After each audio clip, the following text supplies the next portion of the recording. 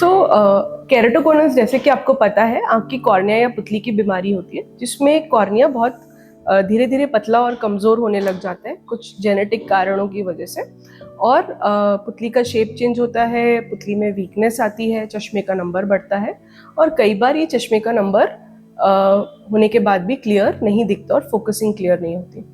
केरेटोकोनस के बहुत सारे स्टेजेस भी होते हैं, माइल्ड, मॉडरेट, एडवांस्ड केरेटोकोनस। तो माइल्ड और मॉडरेट का ट्रीटमेंट तो पॉसिबल है जिसमें कि हम बिना कोई मेजर सर्जरी करें बीमारी को वहीं के वहीं रोक सकते हैं और कई बार हम स्पेशल कॉन्टैक्ट लेंसेज यूज़ करके विजन को इम्प्रूव कर सकते हैं। बट कई बार क्या होता है कि केरेटोकोनस में पुतली इतनी कमज़ोर हो जाती है कि बहुत ज़्यादा वीकनेस हो जाती है और उसमें C3R या कोई भी प्रोसीजर पॉसिबल नहीं होता है। इवन कई बार पुतली में सफ़ेद निशान भी हो जाते हैं जिससे कि विजन क्लियर नहीं होता है। आज हम बात करेंगे कि केरेटोकोनस में कॉर्नियल ट्रांसप्लांट कब किया जाता है, उसके क्या इंडिकेशंस होते हैं, क्या सावधानियां रखनी होती हैं उसमें और कैसे उसके रिजल्ट आते हैं।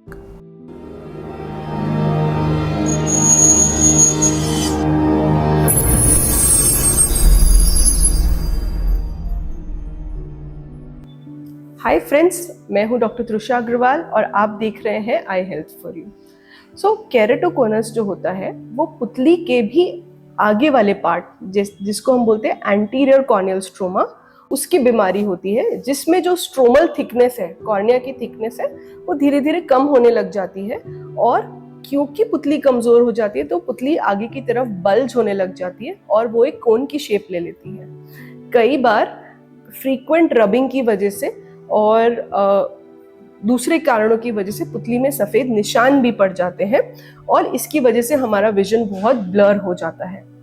बट एक अच्छी बात जो है वो ये है कि कॉर्नियल ब्लाइंडनेस की वजह से आप कभी भी कंप्लीटली ब्लाइंड नहीं होंगे और ये एक क्योरेबल चीज़ है।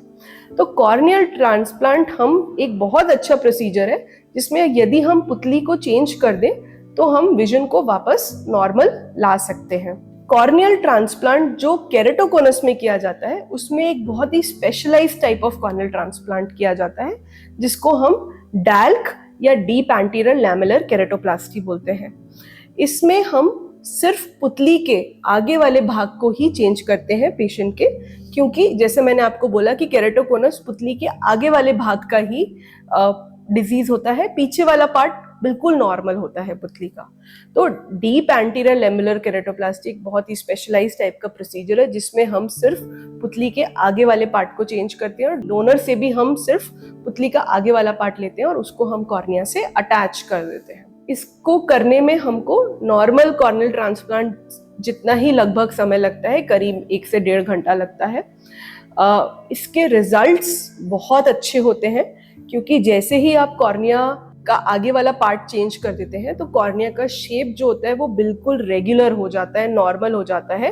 जो शेप पहले 70-80 डायोप्टर्स पहुंचा होता है वो 45-48 डायोप्टर्स पे आ जाता है। तो ड्रास्टिकली पेशेंट को फील होता है कि नज़र की क्वालिटी जो है वो बहुत ज़्यादा अच्छी हो गई है। और एक एडवांटेज इस सर्जरी का ये होता है कि क्योंकि हमने पूरी पुतली को चेंज नहीं करा है, सिर्फ आगे वाले पार्ट को चेंज करा है, तो कॉर्नियल रिजेक्ट जो होने के चांसेस नॉर्मल कॉर्नियल ट्रांसप्लांट में होते हैं वो लगभग ना के बराबर होते हैं इस प्रोसीजर में, क्योंकि हमने सिर्फ आगे वाले पार्ट को चेंज करा है। पीछे वाले पार्ट में जिसमें कि सेल्स होते हैं जो कि रिजेक्शन का कारण होते हैं उनको हमने चेंज ही नहीं करा है। तो इस वजह से इसमें कॉर्नियल रिजेक्शन के चांसेस ऑलमोस्ट बहुत ही कम हो जाते हैं और हमारे ग्राफ्ट के सर्वाइवल चांसेस बहुत ज़्यादा बढ़ जाते हैं। बट डेफिनेटली जैसे नॉर्मल कॉर्नियल ट्रांसप्लांट में भी 16 स्टिचेस आते हैं, डैल्क सर्जरी में भी 16 स्टिचेस आते हैं जिनको हम 6 से 8 महीने आँख के अंदर रखते हैं और इसकी वजह से कई बार आपका विजन कंप्लीट पूरा नहीं होता है। धीरे धीरे धीरे धीरे 6 से 8 महीने के बाद हम थोड़े थोड़े सूचर्स हटाते हैं, टाँके हटाते हैं और फिर उसके बाद हमारा कंप्लीट विजन ऑलमोस्ट 1 साल पे बनता है। बट जैसे मैंने आपको बोला कि एक बहुत ही अच्छी सर्जरी है, बहुत ही डेफिनेटिव सर्जरी है और इससे डेफिनेटली आपका विजन बहुत ज़्यादा आँख का इम्प्रूव हो सकता है। कॉर्नियल ट्रांसप्लांट में भी डैल्क, जिसको बोलते हैं डीप एंटीरियर लैमेलर केरेटोप्लास्टी, बहुत अच्छी चीज़ है आपकी आँख की विजन को इम्प्रूव करने के लिए। तो अगर आपको केरेटोकोनस है, एडवांस्ड है, C3R नहीं हो सकता है, तो आप बिल्कुल डैल्क के बारे में सोचें, इससे डरे नहीं। ये एक सेफ प्रोसीजर है। अगर बहुत ही रेयर केस में रिजेक्शन होता भी है तो फिर से आपका कॉर्नियल ट्रांसप्लांट किया जा सकता है और विजन को वापस भी लाया जा सकता है। बट सर्जरी के बाद थोड़ा पेशेंस रखें, कंप्लीट विजन बनने में 10 से 12 महीने तो लगते हैं। Thank you.